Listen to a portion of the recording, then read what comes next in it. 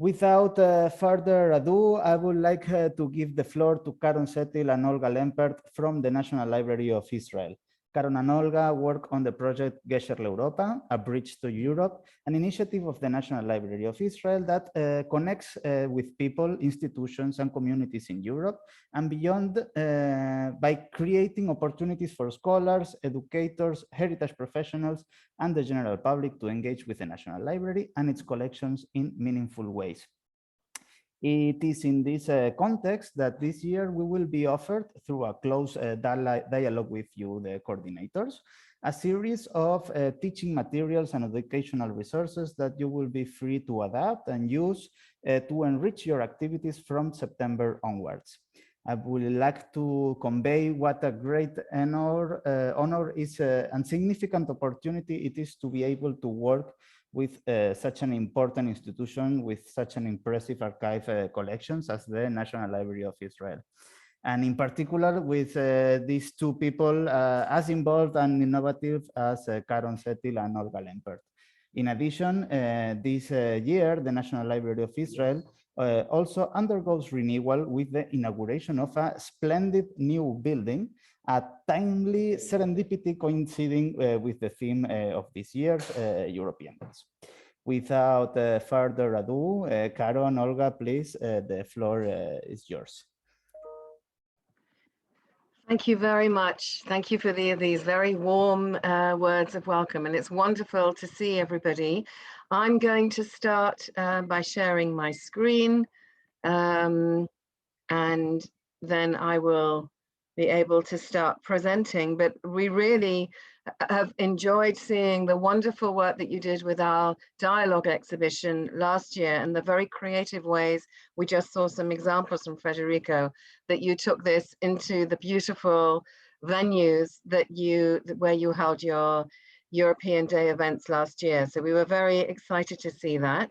I'm just going to start the presentation. It hasn't gone yet into presentation mode. One moment. It should do. Here we go.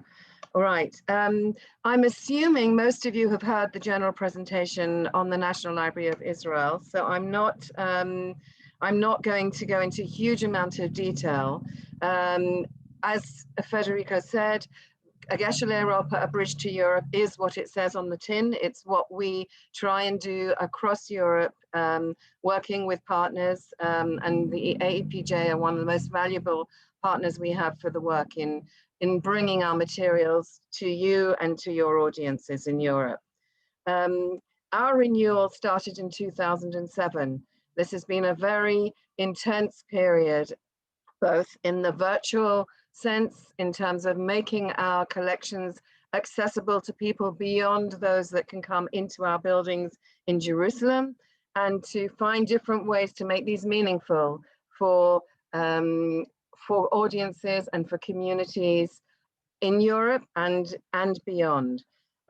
This all started with the National Library law in 2007, and I always focus on the word endow. It's, I suppose, obvious that a library would be collecting and preserving materials, but the fact that we develop and we endow them and we try and find ways to share these is something which I think is increasing amongst many libraries, but quite unique in the reach that the National Library of Israel has. And as we've been saying to you, the high point of this renewal will be the move to our building this year. We hope towards the end of the year, just after the European Day. In fact, during the European Day festive period, we will probably be at the height of the move and getting settled into the new building. I will be sharing you some slides of the new building towards the end of this presentation. I just want to give a quick reminder, we have extensive collections from which we've been drawing materials for the 6 years of cooperation that we've had with you. They cover 4 different areas. We try and draw on all of these areas and sometimes even bring resources from outside. But this is just a quick reminder of the materials we have. We don't just have materials from the past, we also have materials very much from the present. During the COVID, when I say during the COVID, I'm hoping I can say in the past tense. Unfortunately, I don't think that's the case. Certainly not here in Israel, but we have got a very extensive archive, digital archive of the different materials that people have collected. Some of them are contacts from this network, to document the way the Jewish people has responded, and Jewish life had to respond to the corona outbreak. And here is just another series of examples that you can see. I put up front the Passover Seder for 2020, where they a play on the order of the Seder service, where you have to wash your hands after every stage.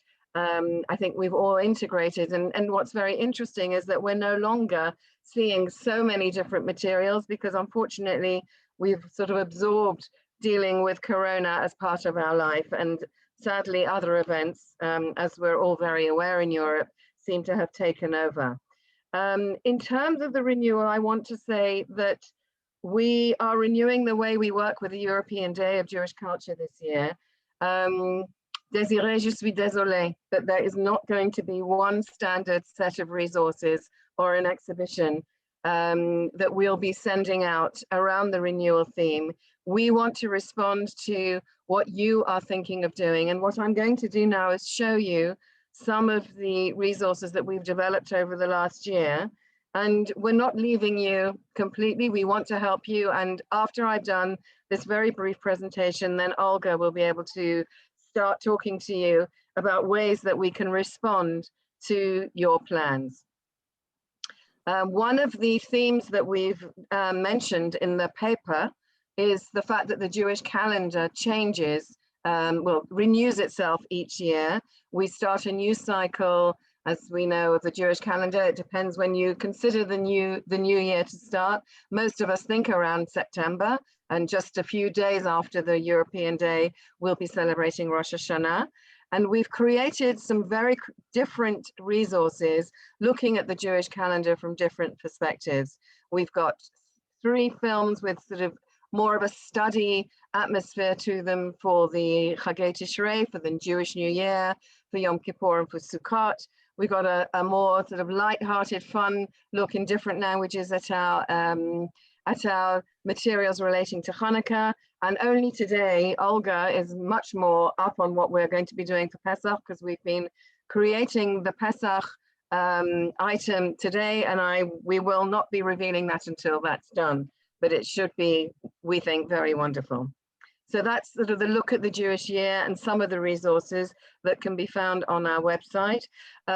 We have extensive materials for those of you that have looked at the different websites on the National Library of Israel. And of course, we will help facilitate you discovering and understanding what will work best for your events.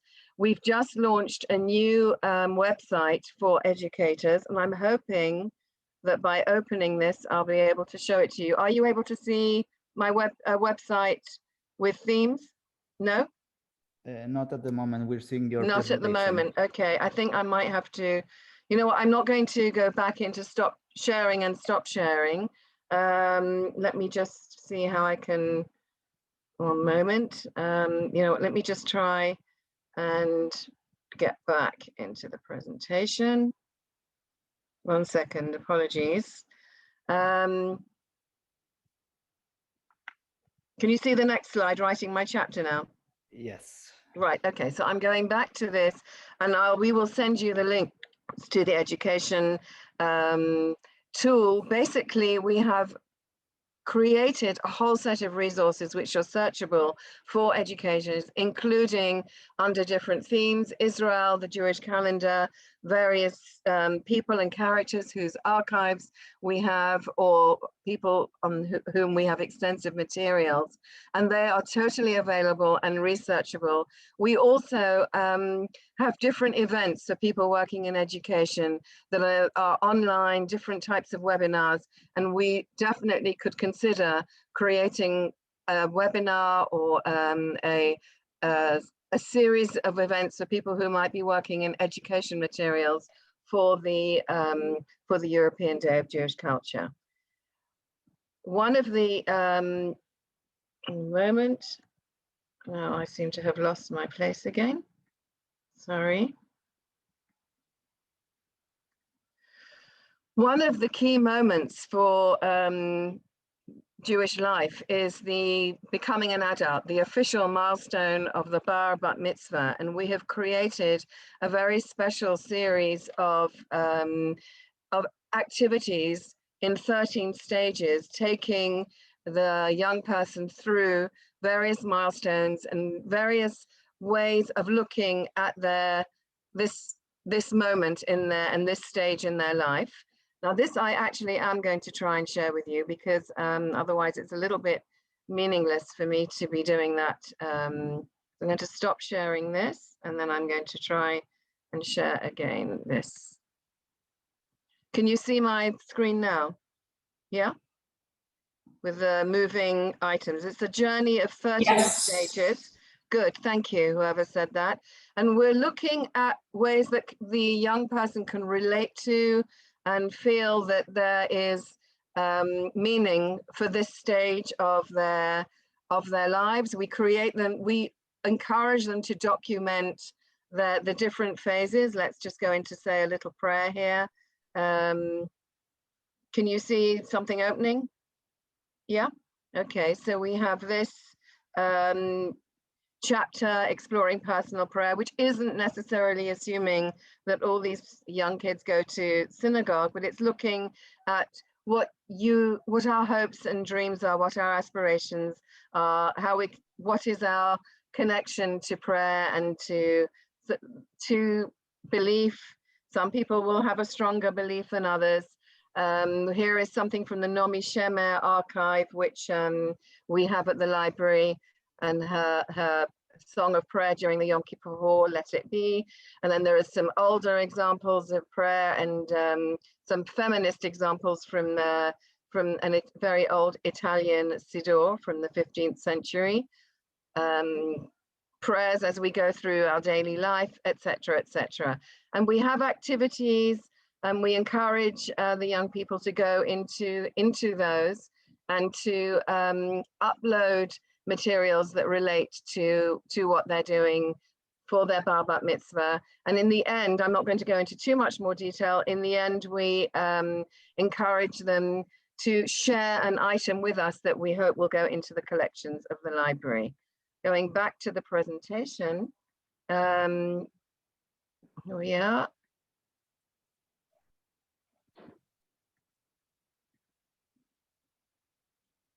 Oops, hold on. I seem to have gone back into the tool. 1 second, sorry about that.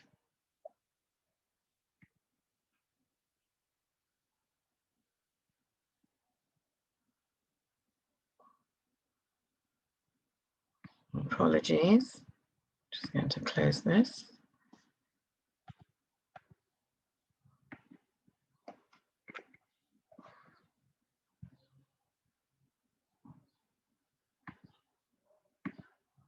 I'm just going to go back through. I think that will be the easiest thing.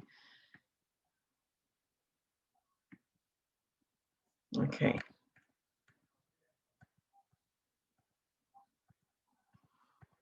Right. As I said, the most significant thing that's happening to us in terms of renewal this year is the move to the new building. This is a very busy image of our current humanities reading room in our library in Jerusalem.